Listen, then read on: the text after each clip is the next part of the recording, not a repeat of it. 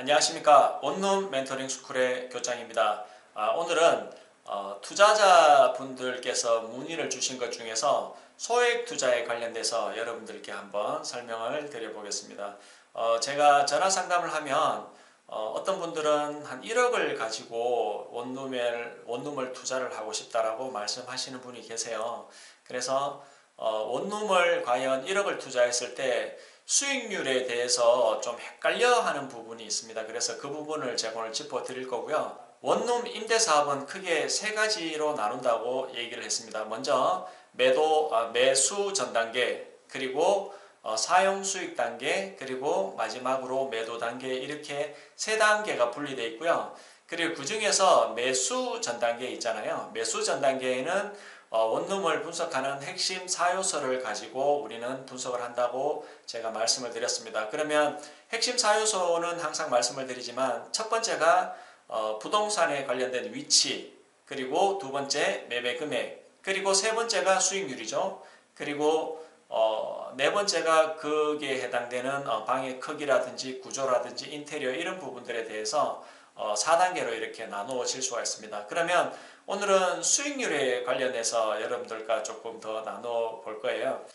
1억을 투자하는 데 있어 가지고 예를 들어서 이자를 공제를 하고 한 달에 100만 원을 만약에 받는다라고 가정을 하면 수익률은 12%가 되죠. 뛸 거 다 뛰고 12%가 됩니다. 그러면 1억 투자해 가지고 한 달에 100만 원 나온다고 얘기를 하니 어때요? 좋을 수도 있고 나쁠 수도 있는데 근데 원룸은 기본적으로 어떤 절대적인 은행 이자하고는 조금 틀립니다. 왜냐하면 은행의 이자에 관련된 수익률이랑 원룸의 이자에 관련된 거 빼고 내가 순수하게 나오는 월세 부분에서 또 뭔가를 이렇게 공제해야 되는 부분이 있습니다. 그러면 1억을 투자한 거와 5억을 투자한 거를 제가 비교를 한번 해드릴게요. 1억을 투자해 가지고 이자 빼고 예를 들어서 100만 원 나오면 12%라고 얘기했습니다. 그러면 내가 5억을 투자했는데 이자 뺄 거 빼고 만약에 500만 원이 나온다면 그것도 마찬가지 연수익률이 12%가 됩니다. 근데 그 두 개를 한번 제가 비교 분석을 한번 해볼게요. 적은 투자 금액을 가지고 원룸을 투자했을 때 어떤 현상이 발생되는지 지금부터 설명을 드리겠습니다. 만약에 내가 이제 1억을 투자해가지고 원룸을 이제 사용 수익을 하는 과정 안에서 기본적으로 이제 빠져야 되는 어떤 게 있습니다. 관리비 쪽으로 빠져야 되는 게 있죠. 첫 번째가 뭐냐 하면 물세예요. 물세는 두 달에 한 번씩 나오는데 예를 들어서 그것을 한 달 기준으로 하면 보통 나오는 금액이 약 한 7만 원에서 한 8만 원 선 정도 보시면 돼요. 그래서 물세는 그냥 한 8만 원 정도 잡고요. 그리고 공동전기세라고 있습니다. 공동전기세 같은 경우에는 한 뭐 3천 원, 4천 원 밖에 안 나와요. 그리고 거기에 이제 청소비가 있겠죠. 청소비는 일주일에 한 번 청소하는데 한 달 기준 잡아서 그러니까 한 달에 4번 하겠죠. 한 달에 4번 청소하는데 보통 한 6만 원. 그리고 한 달에 일주일에 2번 해서 한 달에 한 8번 정도 청소를 하는 데는 보통 청소 비용이 한 10만 원 정도 든다고 보시면 됩니다. 그리고 그 다음에 드는 것이 TV 수신이라든지 인터넷 비용이 또 요즘은 신축들 같은 경우에는 일괄적으로 한 가구에서 모든 것을 인터넷을 이제 할 수 있게끔 만들어지죠. 건축 자체가. 그래서 뭐 헬로티비라든지 뭐 여러 가지 이렇게 인터넷 이제 회사들이 있는데 그 회사가 보통 10가구 기준에서 나오는 게 한 8만 원 선 정도 나옵니다. 그러면 이것을 다 더해보면 대충 한 달에 약 한 25만 원 정도가 기본적으로 빠진다고 보면 됩니다. 물론 세입자 세대는 마찬가지 뭐 세입자 안에서 썼던 뭐 전기세라든지 도시가스비는 세입자가 개별적으로 이제 계산을 한다고 하지만 집주인 입장에서 나가는 금액은 그런 관리비가 한 달에 한 25만 원 정도 나간다고 가정을 해요. 그러면 1억을 투자해 가지고 100만 원이 나오는데 100만 원 거기에서 이제 25만 원을 공제해야 되지 않습니까? 그러면 실질적으로 75만 원이 내 손에 이제 떨어지게 되는데 그러면 내가 12%에서 그러니까 1억을 투자해 가지고 100만 원이 나오면 12%의 수익이 나오지만 1억을 투자해서 75만 원을 내가 받는다면 수익률은 약 한 9% 정도, 그러니까 12%에서 3%가 떨어진 9%가 되는 거죠. 그렇게 수익률은 급격하게 떨어집니다. 근데 예를 들어 가지고 5억을 투자했는데 500이 나오는 그것도 마찬가지 12% 수익률이죠. 그 부분에서 예를 들어서 25만 원이 떨어진다 그러면 약 한 11.4% 정도가 돼요. 그래서 한 0.6% 정도가 떨어지죠. 3%하고 0.6% 벌써 갭이 나죠. 그죠? 근데 거기에서 만약에 계약 기간이 다 돼서 월세 하나가 만약에 이제 비었다고 공실이 났다고 가정을 하는데 그 원룸이 약 한 월세가 30만 원이라고 가정을 해보자고요. 그러면 1억을 투자해 가지고 기본 관리비 25만 원 플러스 그리고 공실 한 개 난 원룸 월세가 30만 원이면 약 한 55만 원이라는 돈이 빠지게 되죠. 그 달에. 그래 되면 1억을 투자해서 실질적으로 내가 가져가는 수익은 45만 원이 되는 거죠. 그러면 45만 원을 1억 투자해 가지고 45만 원이 남는다는 이야기인데 그러면 수익률이 얼마 정도 되냐면 약 한 5.4%가 되는 거예요. 그러면 내가 1억을 투자해 가지고 뭐 부동산 중개인이 사장님 이거 1억 투자해 가지고 12% 정도 나오는 수익률이 됩니다 라고 얘기를 하면 헷갈리는 경우가 있죠. 12% 같으면 괜찮겠다 이렇게 생각하지만 사실은 그게 실질적으로 방 한 개 정도만 빠진다 하더라도 그게 수익률이 5.4%로 변해버리는 거죠. 근데 5억 같은 경우에는 예를 들어서 뭐 기본 관리비 빼고 그리고 월세 부분을 예를 들어서 한 개 정도 만약에 30만 원 정도 빠진다 하더라도 445만 원이 되잖아요. 445만 원이 되면 수익률이 약 한 10.7% 정도 되죠. 그러면 5억을 투자한 거랑 1억을 투자한 거랑은 수익률 변화가 완전히 확연하게 차이 나버리게 되는 거예요. 그래서 원룸을 투자함에 있어서 소액으로 투자하는 투자 포인트는 조금 더 별개로 있다고 보면 되고요.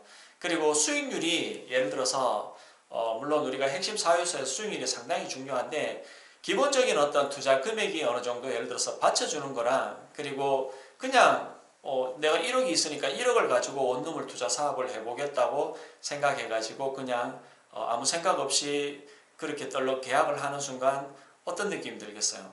나중에 이게 이거 돈이 안 된다 이렇게 생각할 수밖에 없는 거죠.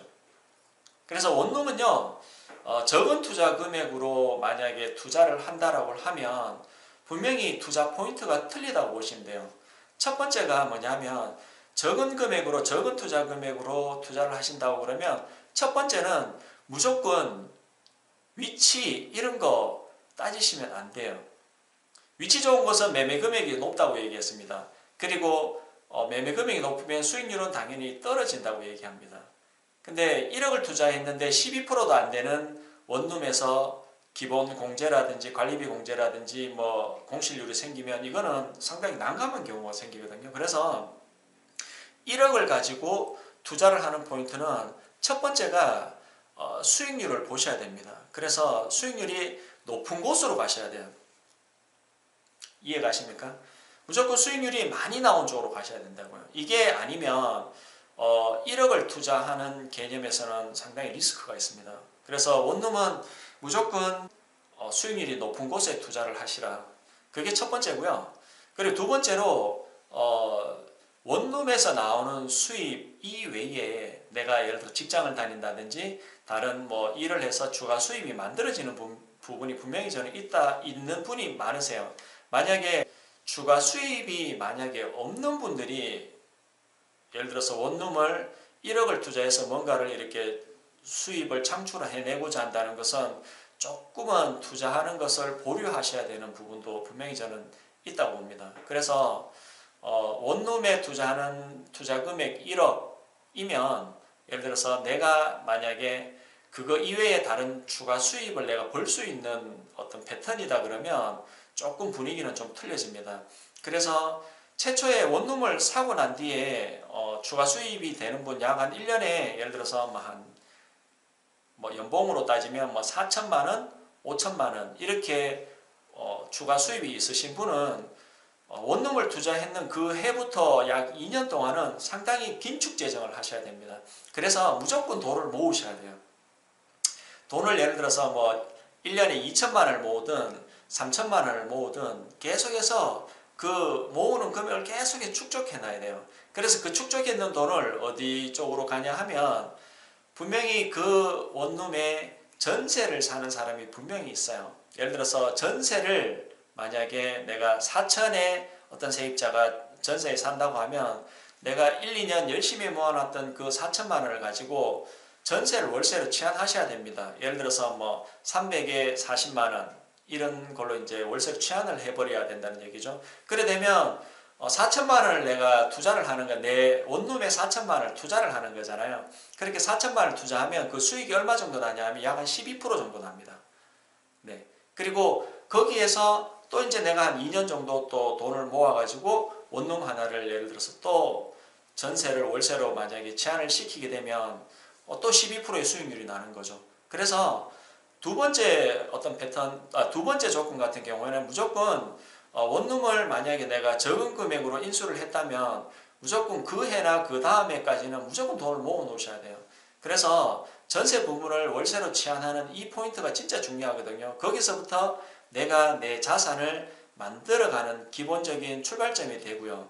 특히나 정년퇴직을 한 5년 정도 이렇게 앞두고 계시는 분들 있잖아요. 그 전에 모아놨던 돈은 없다라고 가정을 했을 때, 뭐 1억 정도 있다고 가정했을 때, 그런 분들 같은 경우에도 원룸을 1억에 투자를, 뭐 예를 수익률이 높은 원룸을 투자를 했다고 하나, 분명히 다음 단계에서는 2년 정도, 그러니까 5년 정도 이렇게 정년퇴직하기 한 5년 정도까지는 내가 진짜 악착같이 진짜 돈을 모아 놔가지고 그 돈을 무조건 전세를 월세로 바꿔버려야 된다는 거죠. 그래야지만 내가 그래도 원룸 안에서 한 달에 이자 낼 거 내고 한 300만 원 정도가 나오는 자산을 만드는 게 어떻게 보면 내 노후를 지키는 첫 번째 밑거름이라고 저는 봅니다. 그리고 세 번째 있습니다. 내가 예를 들어서 원룸을 계속 그렇게 전세를 월세로 계속 취한하고 난 다음에 융자를 갚으셔야 됩니다. 보통 조금 이렇게 나이 있으신 분들이 어떤 생각을 하시냐면 융자를 상당히 겁내는 경우를 많이 봅니다. 그래서 융자 적은 거 있습니다. 물론 융자가 적으면 좋겠죠. 근데 융자를 많이, 원룸 같은 경우에는 융자를 조금 이렇게 많이 내도 관계없는 이유가 뭐냐면 원룸 월세 안에서 충분하게 융자를 갚을 돈이 충분하게 나온다는 거죠. 그래서 그것을 갚을 수 있는 원룸의 어떤 물통이라고 얘기하죠. 월세에 대한 물통 자체가 내가 어느 정도 크게 만들어 놨다면 거기에서 융자 부분에 대한 이자는 충분하게, 예를 들어서 요즘 뭐 4%대 정도 초중반 이렇게 융자가 이자율이 나오는데 그걸 충분히 이제 갚아낼 수 있는 월세가 충분하게 나온다는 얘기죠. 그래서 융자를 최초에 그걸부터 갚는다고 생각하면 원룸 사업에 좀 실패하는 경우가 많아요. 돈이 안 된다는 거죠. 돈이 안 되니까 일단 재미가 없다는 거죠. 그래서 먼저 전세를 월세로 제한하고 남는 돈이 있으면 그거를 다시 이제 융자를 정리하는 패턴으로 해서 순서가 그렇게 이제 돌아가시는 게 맞다고 보고요. 그리고 마지막에 투자 금액이 적은 분들이 있잖아요. 예를 들어서 아까 전에 얘기했다시피 투자 금액이 적은 분들이 원룸을 투자하는 데 있어서는 될 수 있으면 매매 금액이 월등히 높은 거 아니면 융자가 너무 많이 받아 놓은 거, 이런 부분들은 조금 자제를 하시는 게 좋아요. 왜냐하면 지금 이제 내년에도 이제 뭐 미국 이제 기준금리가 이제 뭐 몇 번씩 이렇게 뭐 아예 예고제로 갔죠. 뭐 몇 번 더 올리겠다 이렇게 얘기가 있어요. 그러면 사실 융자 부분이 만약에 내가 뭐 1억 투자를 하는 데 있어 가지고 융자가 예를 들어서 5억 정도 잡혀 있는 게 있다고 가정을 하자고요. 그러면 예를 들어서 거의 한 0.1%가 올라가면 거의 4, 5만 원이 왔다 갔다 그러거든요. 그 0.2%만 올려도 거의 8만 원이 갑자기 올라가 버리는 거죠. 그래 되면 내가 가져가는 돈은 훨씬 적어져요. 그래서 적은 금액으로 투자하시는 분들은 될 수 있으면 융자 부분이 많이 잡혀져 있는 원룸들은 좀 될 수 있으면 피하시는 게 좋아요. 그렇게 해서 뭐 예를 들어서 조건 자체는 누구나 다 원합니다. 위치 좋고 가격 싸고 수익률 높고, 이거는 제가 첫 번째 강의 때도 말씀드렸지만 그런 집은 거의 없어요. 그래서 다들 비슷비슷하게 원룸들이 형성됩니다. 좀 아리까리한 원룸들이 많습니다. 그래서 그 부분에 투자를 하는데 좀 헷갈려 하는데 우리는 딱 배웠습니다. 무조건 원룸을 투자하기 전에, 그러니까 원룸을 매수하기 전 단계는 분명히 어떤 것도 자유롭다고 제가 분명히 말씀드렸어요. 그래서 그때 분석을 내가 얼만큼 해낼 수 있는 능력을 내가 갖고 가느냐가 상당히 중요한데 그 부분은 계속 공부를 하셔야 돼요. 그리고 될 수 있으면 저랑 전화를 하셔가지고 상담을 많이 하십시오. 그러면 저도 예를 들어서 그분이 원하는 어떤 딱 맞는 성격의 어떤 원룸을 저도 이렇게 제시를 해 드릴 수 있는 그런 어떤 사항이 또 만들어질 수가 있으니까요. 그렇게 하시고, 오늘은 1억 어바웃 정도 되는 분들이 원룸을 투자하는 데 있어서 상당히 고려를 해야 되는 부분에 대해서 설명을 해 드렸는데요. 진짜 적은 금액일수록 투자에 대해서는 상당히 신중하셔야 된다는 거 분명히 명심하시고요. 그리고 지금 제가 이렇게 은행 관계자들을 이렇게 많이 만나봅니다. 은행 관계자들 상당히 많이 만나보면 그분들이 이렇게 은행의 이제 부장님들이나 이렇게 그분들하고 이렇게 상담을 해보면 이런 얘기를 상당히 많이 합니다. 지금 현재 1금융권 같은 경우에는 DSR 적용을 받아가지고 개인의 신용이라든지 채무 상환 능력에 관련돼 가지고 대출 금액이 이제 규제가 이제 되죠. 그것이 원래는 1금융권에는 이미 시행이 됐지만 내년 2월 1일부터 2금융권 즉 신협이라든지 새마을금고라든지 단위농협이라든지 이런 은행권에서도 DSR 적용을 내년 한 2월경 정도 되면 시행을 하지 않을까 이렇게 얘기를 여러 분들이 하시더라고요. 그래 되면 실질적으로 이제는 적은 금액으로 원룸에 대해서 투자하는 시대가 이제 이미 없어질 수가 있어요. 특히나 뭐 1억 뭐 이렇게 해가지고 투자하는 거는 이제 아예 이제 없는 거죠. 그래서 지금 만약에 적은 금액으로 원룸을 투자하신다고 생각하시는 분들은 지금 예를 들어서 원룸에 관련된 어떤 자료들을 많이 이렇게 보셔야 됩니다. 저뿐만 아니고 다른 부동산 가셔서도 예를 들어서 그런 뭐 1억 투자 정도 되는 부분들 총 매매 금액이 얼마인지 융자가 얼마인지 이런 부분들 종합적으로 이렇게 판단하셔가지고 괜찮은 것들을 이렇게 고르셔야 돼요. 안 그러면 내년에 가면 진짜 적은 금액으로 투자하는 시대는 앞으로 당분간 없을 수도 있어요. 그래서 그거 참고하시고요. 원룸 멘토링 스쿨은 계속해서 원룸에 투자하시는 분들에 대해서 정보라든지 제가 가지고 있는 어떤 노하우들을 계속해서 여러분들께 말씀을 드릴 거예요. 이 영상이 정말 도움이 되셨다면 구독과 좋아요 계속해서 눌러주시고요. 저 교장은 대구 전 지역을 해서 계속해서 원룸을 분석하고 좋은 원룸 만들어서 여러분들께 소개를 시켜 드릴 것을 약속드리고 좋은 하루 보내시기 바랍니다. 감사합니다.